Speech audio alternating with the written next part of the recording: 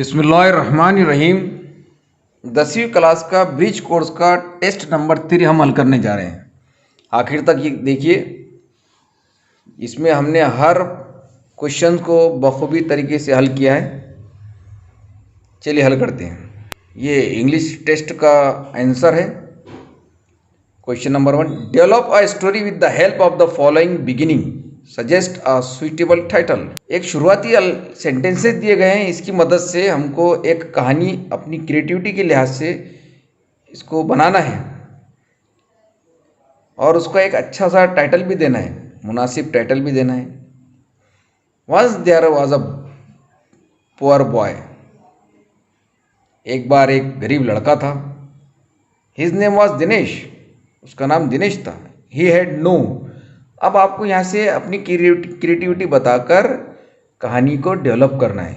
जैसी आपकी सोच होंगी है वैसी ही कहानी को डेवलप करना है। ये 4 नंबर के लिए पहला सवाल पूछा गया है, तो हमने कहानी को तो डेवलप करके दिए हैं, आप खुद भी कर सकते हैं अपने तौर पर से।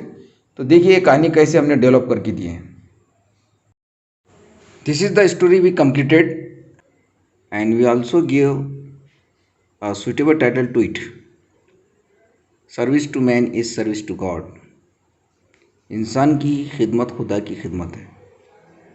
Once upon a time there was a poor boy, एक बार एक गरीब लड़का था। हिज नेम वॉज दिनेश, उसका नाम दिनेश था। He had no toys to play with and no books to read, उसके पास खेलने को ना खिलौने थे, उसके पास खेलने को ना खिलौने थे ना ही पढ़ने को किताबें। Because he didn't have a father, क्योंकि उसको वालिद नहीं थे। He was always sad to see children reading and playing, वो हमेशा गमगीन रहा करता था बच्चों को खेलते और पढ़ते हुए देखकर। He wished he had a father, काश कि उसके भी वालिद जिंदा होते। He would play with toys and go to school with books, वो भी खिलौने से खेलता और किताबों के साथ पढ़ स्कूल जाता। One day he was sitting sadly under a tree, एक दिन वो गमगीन दरख्त के नीचे बैठा था। When sudden a boy came up to him, उसके पास एक लड़का आया and asked if you had any toys to play with, क्या तुम्हारे पास खेलने के लिए खिलौने नहीं हैं? दिनेश रिप्लाइड, दिनेश ने कहा that if his father had been alive he would have got everything, अगर उसके वालिद जिंदा होते तो उसके पास सब कुछ होता। But after saying that he started crying, लेकिन इतना कहकर वो रोने लगा। The boy said don't cry my, बच्चे ने कहा रो मत, माई नेम इज़ अबायर, मेरा नाम अबायर है। And I will provide you with toys and books, मैं आपको किताबें और खिलौने दूंगा। अबायर took Dinesh to his house and told the whole matter to his father,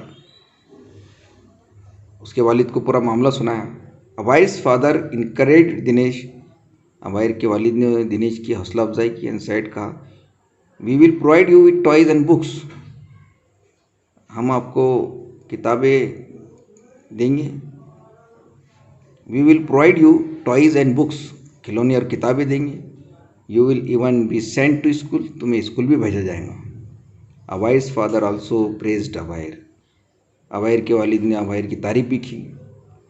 इसलिए कहा जाता है कि service to man is service to God, इंसान की खिदमत असल में खुदा की खिदमत है। ये थी कहानी हमने जो डेवलप की है, उम्मीद है आपको पसंद आई होगी। नेक्स्ट क्वेश्चन, चलिए। Observe the picture and write down what the children are doing, तस्वीर का मुशाहिदा कीजिए और बच्चे क्या कर रहे हैं लिखिए। Let's observe the picture. This is the picture of A garden. The picture discloses the sights of euphoria and jubilant, तस्वीर खुशियों के मनाजिर को जाहिर करती है। The picture in which the children are performing many activities, we can look that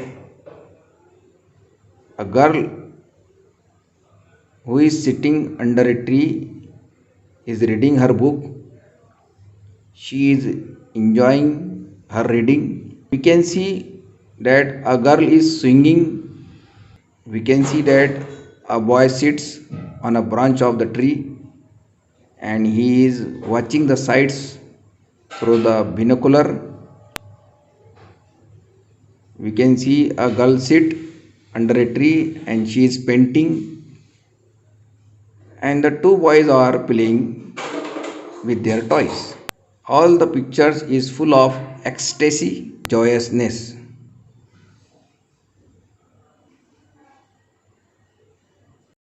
Now question number 3.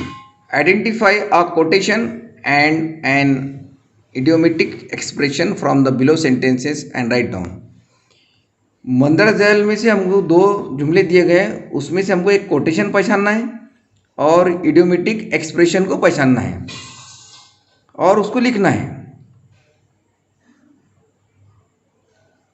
तो idiomatic expression तो हमेशा जो है वर्ब से शुरू होते हैं, जैसे पुल योर सेल्फ टुगेदर, खुद पर काबू पाना, तो ये इडियोमेटिक एक्सप्रेशन है।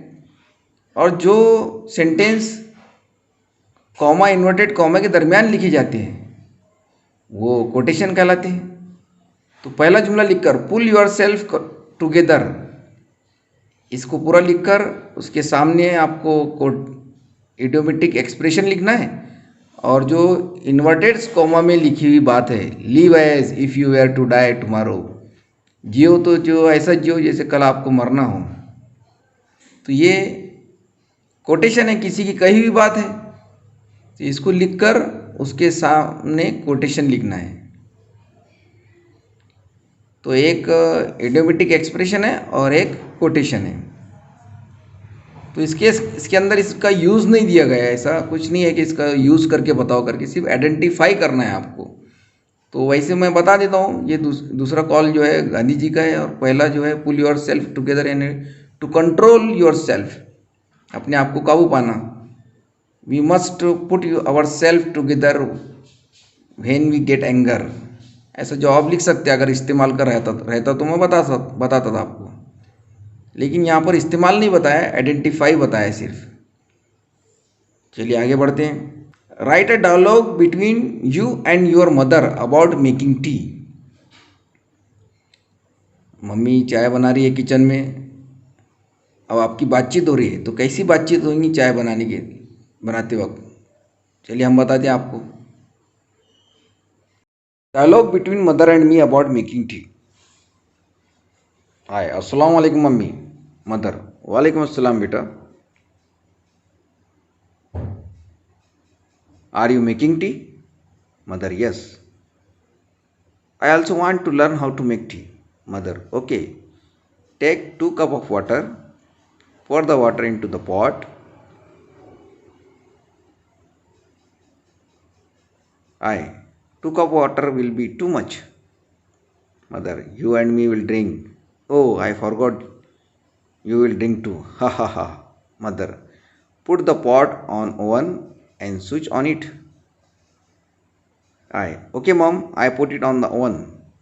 Mother, then add 2 spoons of sugar and then add 1 spoon tea. You can also add ginger for freshness and to remove fatigue. Aye, when should we pour the milk? Mother, after heating for a while. Aye, I pour the milk. Mother, leave it to be boiled for some time.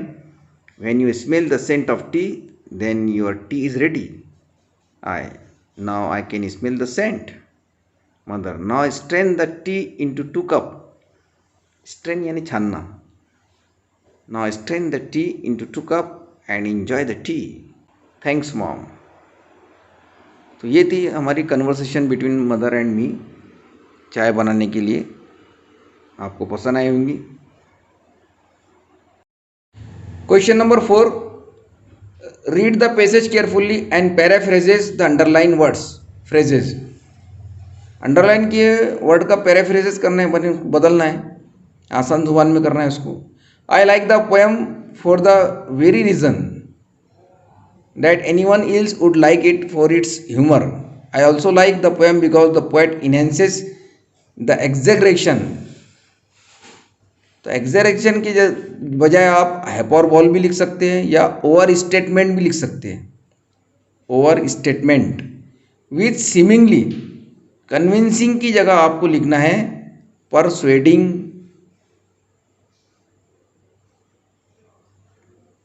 Logic. चलिए, do as direct. If you study regularly you will get good marks. They turn the pages which were yellow and crinkly. इसका करना है आपको underline the subordinate clauses in both sentences and name them. तो इसका subordinate clause को underline करना है और उन क्लॉसेस के नाम भी बताना है। तो चलिए हम बता दें आपको। तो इफ़ यू स्टडी रेगुलरली, ये पहले जुमले में सबऑर्डिनेट क्लॉज है। इफ़ यू स्टडी रेगुलरली यानी मातियाती जुमला।